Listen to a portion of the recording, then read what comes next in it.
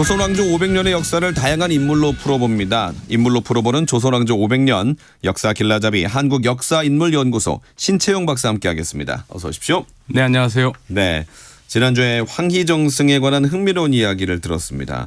오늘은 세조의 왕비인 정희왕후에 대해서 말씀해 주신다고요? 네, 맞습니다.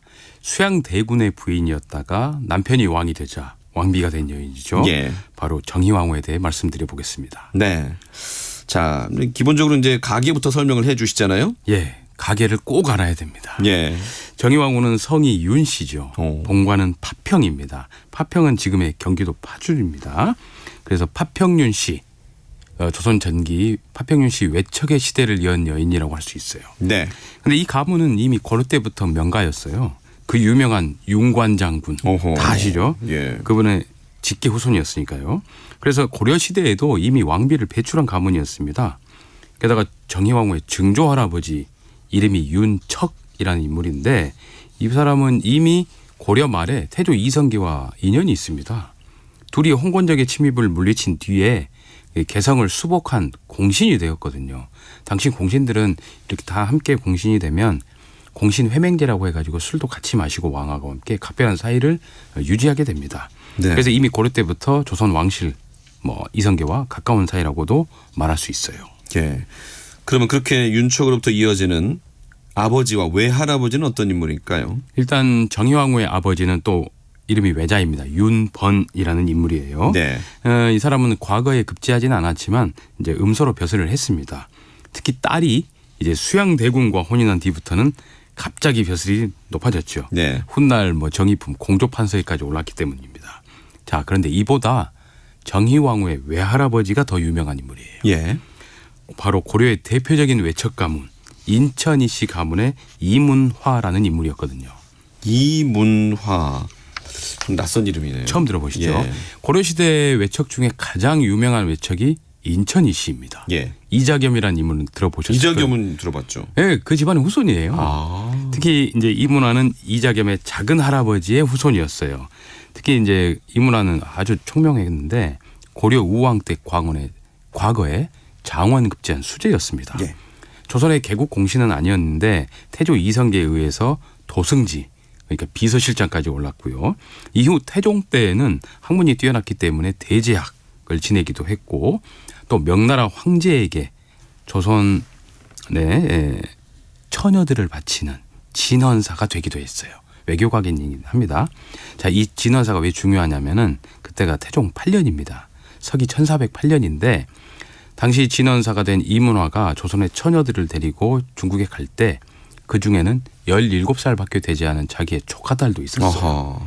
당시 딸들을 명나라로 강제로 보내는 부모와 친인척들의 울음소리가 한양에서 끊이지 않았다고 합니다.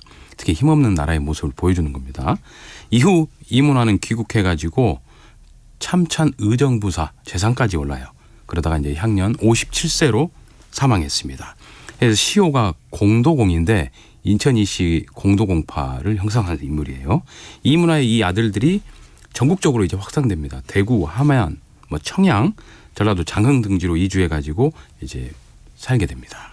네. 바로 이 정희왕후의 외할아버지에 네. 대한 설명이었습니다.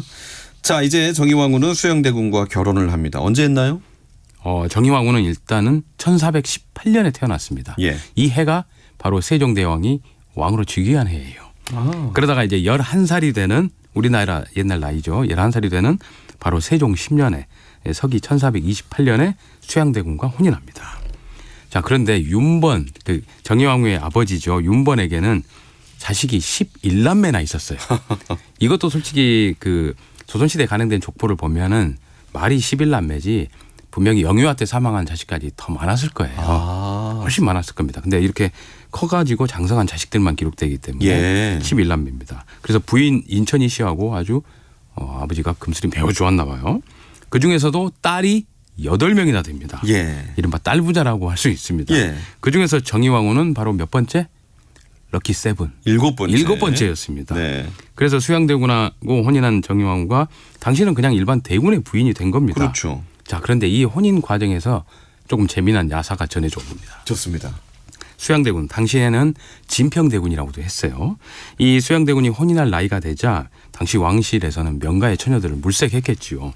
특히 왕실에서는 이제 상궁들이 직접 궁궐 밖으로 나와가지고 혼인할 처녀 집에 가서 일종의 대면 면접을 보기도 합니다. 그런데 바로 이때 원래는 언니가 대상자였다고 그래요. 그런데 이 정의왕후가 호기심이 많았던지 왕실에서 그 무시무시한 카리스마 있는 상궁 마마들이 오니까 신기할 거 아닙니까? 예. 그래서 이렇게 쭈삣쭈삣 엿보다가 그 자리에 함께 했대요, 그냥. 그러다가 이제 상궁들이 딱 눈여겨 보니까 이 얼굴이 범상치가 않은 거예요. 그래서 이 상궁들이 위에 보고해가지고 이 언니가 아니라 이 여인으로 하자라고 해서 대군 부인으로 정해졌다고 그래요. 특히나 이 파평윤 씨는 매우 고려 때부터 명문가였잖아요. 네. 그래서 시어머니가 되는 세종비 소원왕후에게 사랑도 많이 받았다고 해요. 근데 단순히 명문가라서가 아니라 소원왕후의 맏며느리가 2명이 쫓겨나는 세자빈 그 2명이 쫓겨나는 문제가 있었어요. 예. 그리고 마지막에 세자빈이 된 여자가 단종의 엄마였는데 단종 낳고 죽어버렸잖아요. 그러니까 이제 소원왕후로서는 자기의 며느리들 중에 이 둘째 며느리가 들어왔는데 이 명가에서 매우 총명한 여자가 들어왔기 때문에 예뻐할 수밖에 없었겠죠. 그래서 당시 왕자의 부인들은 궁궐 밖에서 아이를 출산합니다. 이미 궁궐 밖에서 살기 때문에. 예. 그런데 이 여인은 특별히 시어머니가 되는 소원왕후가 특별히 궁궐에서 아이를 낳아라.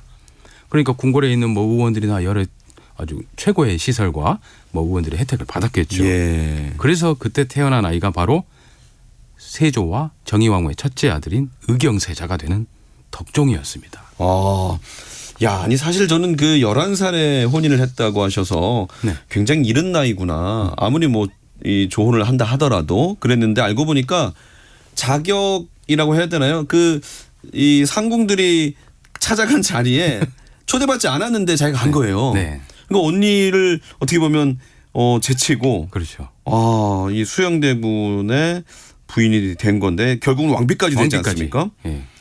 그래서 그런지 왕이 찬탈 때 적극적으로 좀 이렇게 도왔다는 일화도 있는데 맞습니까? 맞아요. 남편에게 갑옷을 입혀줬다. 어. 특히 계유정난이라고 하시잖아요. 예. 수양대군이 권람하고 홍달손 뭐 한명회 등을 이끌고 김종서 등을 제거한 사건이 바로 계유정난이잖아요. 네. 이때 수양대군이 머뭇거리니까 남편에게 갑옷을 입혀줬다. 이야. 빨리 제거하시라.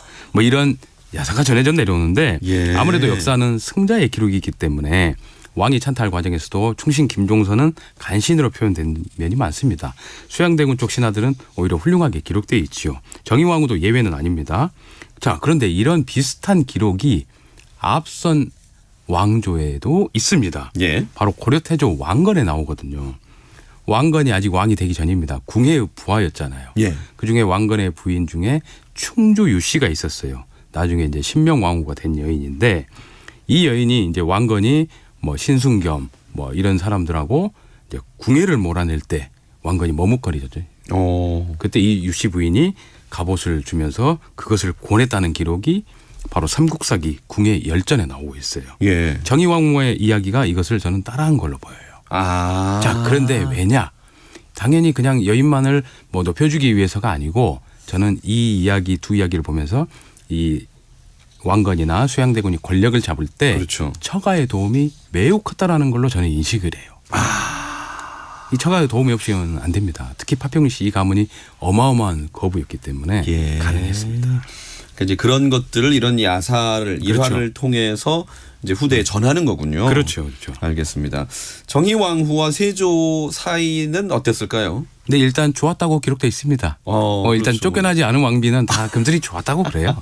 예를 들면 한번 쫓겨나간 장희빈 같은 경우는 막 못된 짓을 했다거나 또 연산군의 어머니죠. 패비윤 씨 안 좋게 기록돼 있죠. 근데 이렇게 이혼당하지 않은 왕비들은 다 좋습니다. 네. 자, 그런데 둘 사이에는 낳은 자녀가 2남 1녀밖에 안 돼요. 그렇네요. 오히려 이제 소원왕후에 비하면 매우 적은 거죠. 네. 게다가 소원왕후는 10명. 예. 근데 이 정의왕후는 자기가 낳은 자식이 모두 자기보다 먼저 죽습니다.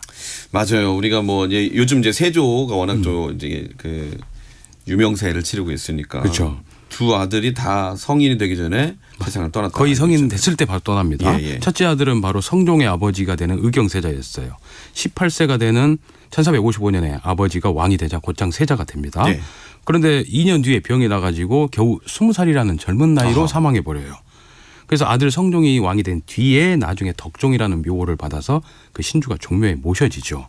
그리고 이 의경세자의 부인이 그 유명한 인수대비입니다. 예. 사극에서는 그동안 인수대비를 많이 다뤄왔는데 저는 정의대비도 상당히 다룰만하다고 봐요. 그리고 둘째 아들은 바로 세조를 이어 왕이 된 예종이었습니다. 예종 또한 19살에 왕이 됐는데 바로 이듬해 형과 같은 나이인 20살의 젊은 나이로 사망해버려요. 네. 게다가 유일한 딸도 있었습니다. 의숙공주라는 여인인데 37세라는 매우 젊은 나이로 또 사망해버립니다. 어허. 예, 물론 결혼하고 나섭니다. 이 의숙공주의 묘는 경기도에 아주 의왕에 있는데 왕성호수 가까운 데 있으니까 가볼 만합니다. 예. 그러니 이제 정의왕후는 자신이 낳은 모두 자녀들을 자신보다 일찍 사망했으니까 어머니로서는 아마 좀 견디기 힘든 삶을 살지 않았을까 싶어요. 그렇군요.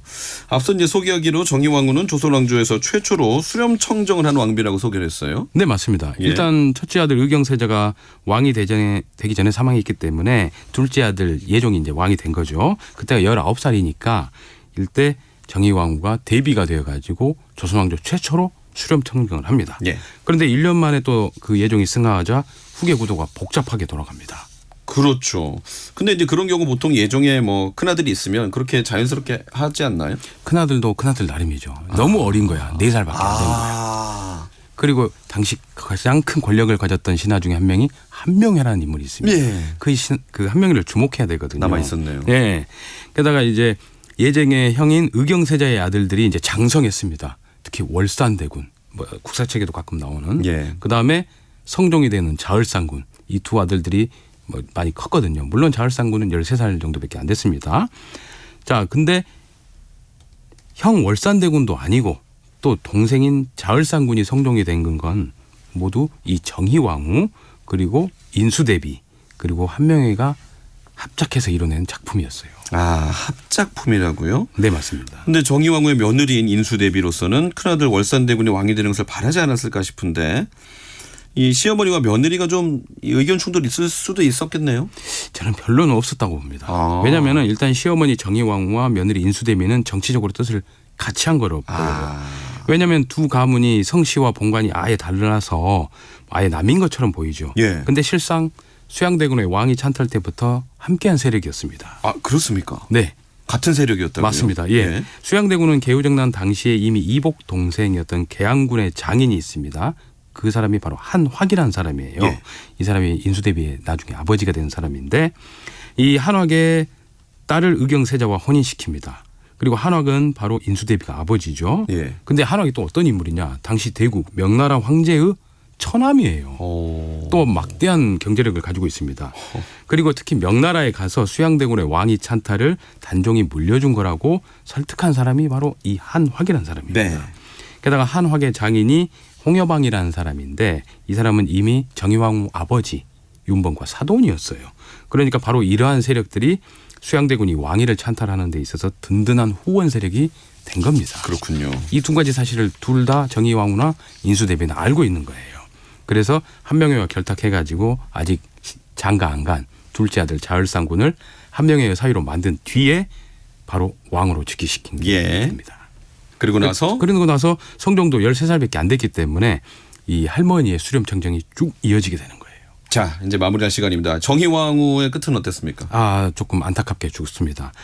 1483년에 온양 있죠. 예. 거기에 온천을 하러 갑니다. 몸이 네. 안 좋아서. 네. 근데 거기 갔다가 온천을 하고 나서 네. 병이 악화돼 버려요. 아. 그래서 온양 행궁에서 향년 66세로 돌아가게 됩니다. 그렇군요. 참으로 파란만장한 삶을 살았던 여인이라고 할 수 있겠습니다. 네, 정치적 감각을 지닌 세조의 비인 정희왕후에 대한 이야기였습니다. 인물로 풀어보는 조선왕조 500년 한국 역사인물 연구소 신채용 박사와 함께했습니다. 잘 들었습니다. 고맙습니다.